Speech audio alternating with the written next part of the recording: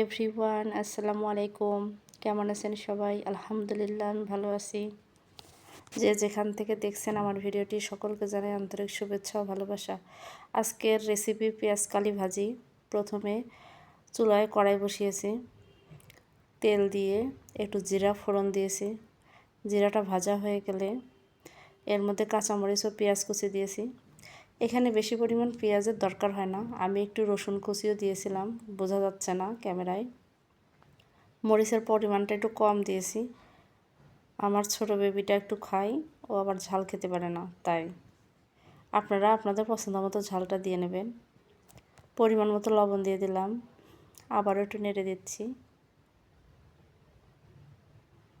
এবার পরিমাণ মতো হলুদ দিয়ে দিলাম, আবারও নেড়ে হলুদটা মিশিয়ে নেব। এবার একটু ভাজা ভাজা করা পর্যন্ত নাড়তে থাকবো।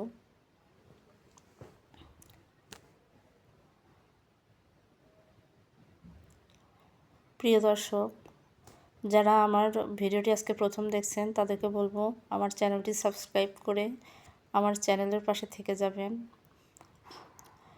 পাশে থাকা বেল আইকনটি প্রেস করে দেবেন, যেন যে কোনো নতুন ভিডিওর নোটিফিকেশন আপনাদের কাছে চলে যায়, আপনারা আপনাদের সময় মতো দেখে নেবেন। এই দেখেন, কেটে রাখা পেঁয়াজ কলিগুলো ছেড়ে দিচ্ছি। আমি এরকম ছোট ছোট করে কেটে নিয়েছি, আপনারা আপনাদের পছন্দ মতো কেটে নেবেন।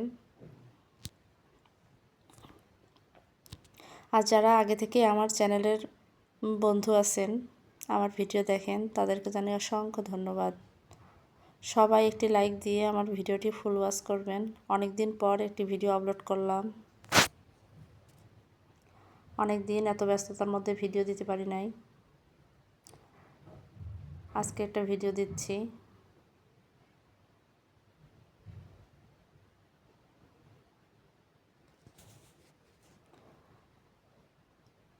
পানি দেওয়ার দরকার হয় না পেঁয়াজ কলিতে, পানি ছাড়াই সিদ্ধ হয়ে যায়। আমি যখন পেঁয়াজ কলিটা দিয়ে একটু ঢেকে দিলাম, তখন অটোমেটিক নিচ থেকে একটু একটু পানি বের হয়ে আসবে, আর এই পানিটাতেই সিদ্ধ হয়ে যাবে। একদম গলে গেলে এটা খেতে মজা লাগে না, দেখতে আস্তে আস্তে থাকবে, বাট সিদ্ধ হবে, তবেই খেতে ভালো লাগবে, টেস্ট ঠিক থাকে। আমরা যশোরের মানুষ এভাবেই পেঁয়াজ কালিটা ভাজি করি। আপনারা কে কীভাবে করেন অবশ্যই আমার কমেন্ট বক্সে এসে জানাতে পারেন। আপনাদের রেসিপি ফলো করে আমিও রান্না করে দেখব কেমন লাগে খেতে। পেঁয়াজ কালির নিচে যে পানিটা ছিল শুকিয়ে গেছে, এবার আমি একটু ভাজা জিরার গুঁড়ো ছিটিয়ে দিলাম, দিয়ে আবারও নেড়ে নিচ্ছি ভাজা ভাজা করা পর্যন্ত। অনবরত নেড়ে চেড়ে ভাজিটা করে নিতে হয়। দেখেন, আমার ভাজিটা কিন্তু হয়ে গেছে। আমি এবার একটা বাটিতে ঢেলে নেব। আমার ভিডিওটি দেখার জন্য অসংখ্য ধন্যবাদ। আজকের মতো এখানেই, আল্লাহ হাফেজ।